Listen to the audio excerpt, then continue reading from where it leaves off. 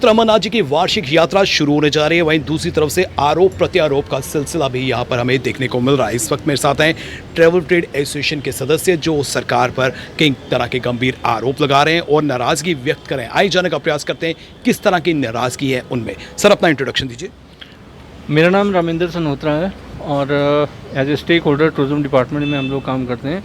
हम tourism industry को promote करते हैं और चाहे वो विद इन जम्मू हो, आउटसाइड हो, सब जगह हम पार्टिसिपेट करते हैं। डिफरेंट इवेंट्स होते हैं, रोड शोज होते हैं, तो प्रमोशन का काम बेसिकली हमारा है और हम लोग real stakeholder tourism department. तो इस वक्त क्या नाराजगी चल रही है? जैसे कि अमरनाथ जी की पवित्र यात्रा भी शुरू होने जा रही है, तो किस तरह की नाराजगी है सरकार के खिलाफ? हमारी नाराज़गी जो है वो सरकार की गलत नीतियों के खिलाफ। पहली बात, किसी से पर्सनल कुछ नहीं है। जो जिस सिस्टम के तहत ये सब काम किया जा रहा है, हम उसके खिलाफ है। और हमने कई बार अप्रोच करने की भी कोशिश की, लेकिन जब कोई रिज़ल्ट सामने नहीं आया तो अब हम सभी फ्रंट पर ये लड़ाई लड़ने वाले हैं, चाहे वो मीडिया हो, चाहे वो कोर्ट हो, चाहे वो कुछ भी हो। जिस तरह से यात्रा शुरू हो रही है और पहले कोटा दिया जाता था खासकर एयर फेयर के लिए, तो इस बार वो कोटा नहीं दिया जा रहा है, क्या वजह है? वजह हमें भी समझ में नहीं आई कि कोटा आपने किसके कहने पे, किसके वेस्टर्न इंटरेस्ट को पूरा करने के लिए, किसकी मिली भगत से ये सारा काम किया, हमें ये कुछ भी समझ में नहीं आया। लेकिन हम चाहेंगे कि इसकी हर तरह से जांच की जाए, सीबीआई से जांच की जाए और ताकि सच जो है वो जनता के सामने आए। पहले कितने परसेंटेज कोटा दिया जाता था? देखो 10 से 15 लगभग टिकट्स डेली हर एसोसिएशन को मिला करती थी। और इस बार क्यों नहीं दी जा रही है? ये तो सवाल आप सरकार से ही पूछें कि उन्होंने क्यों और किसके कहने पर ये बंद किया। क्या आपको लगता है कि ब्लैक मार्केटिंग को रोकने के लिए या फिर जो धांधलियां हो रही हैं या फिर जिस तरह से कस्टमर्स को लूटा जा रहा है उसके मद्देनज़र ये कदम उठाए गए हैं? धांधलियां कहाँ नहीं हो रही हैं। आपने आए दिन वैष्णो देवी की यात्रा को लेकर के भी कई ऐसे किस्से सुने होंगे कि लोगों ने पैसा डाला अकाउंट में और उसके बाद उनका मोबाइल नंबर बंद हो गया, सब कुछ हो गया, उनको टिकटें नहीं मिली, फ्रॉड हुआ, सब कुछ हुआ।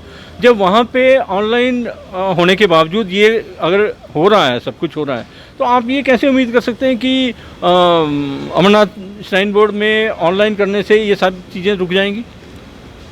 जैसे कि इस बार आपको कोटा नहीं दिया गया, क्या सरकार ने आपको अप्रोच किया या सरकार ने आपको इसका इंटीमेशन दिया कि इस बार कोटा नहीं दिया जा रहा है? सरकार ने हमें फरवरी के अंदर लेटर इशू किए थे कि आप अपनी जो फॉर्मेलिटीज़ हैं, डॉक्यूमेंट्स जो हैं वो सब पूरे करें सो दैट हम आपको कोटा अलॉट कर सकें।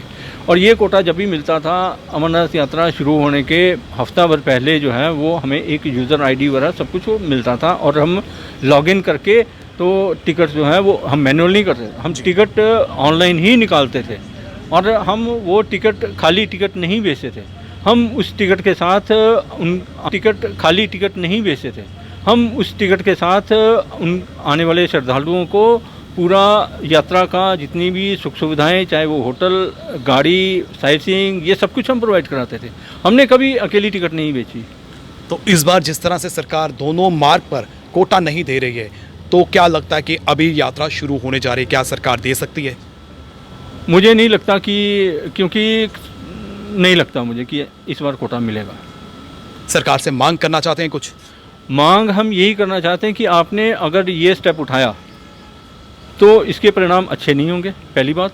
और दूसरी, किन लोगों की मिली भगत के साथ आपने ये काम किया, क्योंकि आपको मैंने सब बताया कि कौन कौन सी, ये मैं अपने मुंह से नहीं कह रहा हूँ, सब आपको रिटन डॉक्यूमेंट मैंने शो किए हैं, कौन सी डेट पे, कौन सा, कहाँ, किस कोर्ट में रिट फाइल हुई, किसने की और उस पर क्या डिसीजन आया।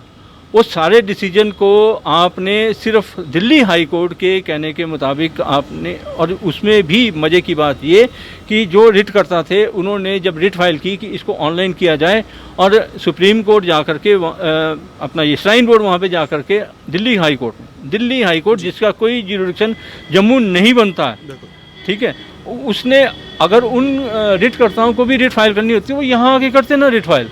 फिर हम भी देखते ना कि अगर रिट फाइल हुई है तो क्यों, और उनकी क्या मतलब इंटेंशन थी कि आपने दिल्ली में वो रिट फाइल की और रिट फाइल करने के बाद श्राइन बोर्ड वहाँ पे गया और जा करके पूरा एक एफिडेविट दे करके कि हाँ हम ये ऑनलाइन करेंगे, और रिट कर्ता ने रिट वापस ले ली, केस डिसमिस एंड विथड्रॉन। अब कोई आपकी judgment नहीं है। अब आपकी मांग क्या है? मांग यही है कि ये सारी मिलीभगत क्यों हुई, किसके कहने के मुताबिक हुई, और मुझे लगता है ये जो केस जितना भी आपने जो एक जिस आड़ में आपने ये काम किया ना, वो एक फिक्टिशियस किसी को खड़ा कर दिया, रिट हो गई, आपने एफिडेविट दे दिया, केस डिसमिस विड्रॉ, और आपको एक मौका मिल गया कि सारी की सारी टिकटें, और आपने supreme court, Jammu high court, इनकी जो रूलिंग बनी थी, बीबी व्यास कमेटी, सुप्रीम कोर्ट की गाइडलाइन, सबको धत्ता दिखा करके, अंगूठा दिखा करके और ऑनलाइन कर दिया। क्यों? किसको आपने खुश किया? कहीं ना कहीं तो लगता है ना जी। कि किसी को ना किसी, मतलब आप ये जो मैंने सारी ये आप कोई एक सिंपल सा आदमी भी होगा वो भी इस बात को समझेगा कि यार ये सब कुछ मिली भगत है। जी दर्शकों, जब भी अमरनाथ जी की पवित्र यात्रा यहाँ पर संपन्न होती थी या शुरू होती थी तो हेलीकॉप्टर सेवाओं को जो यहाँ पर उसका संचालन करते हैं सरकार के साथ साथ एसोसिएशन को कोटा दिया जाता था, ताकि वो लोगों को जो है ईजिली अप्रोच कर सकें और लोगों को जो है ईजिली जो है ये मेथड से हवाई टिकट जो है वो मुहैया करवाई जा सके। लेकिन इस बार जो है सरकार ने कुछ फेरबदल किया है। सरकार ने कोटा जो है वो इन लोगों से छीन लिया है, जिसकी नाराज़गी ये लोग जो है स्पष्ट यहाँ पर झलका रहे हैं। इनका यही कहना है कि एक तो इस विषय की जांच होनी चाहिए और दूसरा इनको कोटा जो है पुनः देना चाहिए, ताकि यात्रा के दौरान ये भी अपने परिवार का पेट भर सकें। इसी के साथ कैमरा पर्सन जतिंदर नूरा और मुझे यानी कि रितेश गुप्ता को दीजिए इजाजत, फिर मिलेंगे, नमस्कार।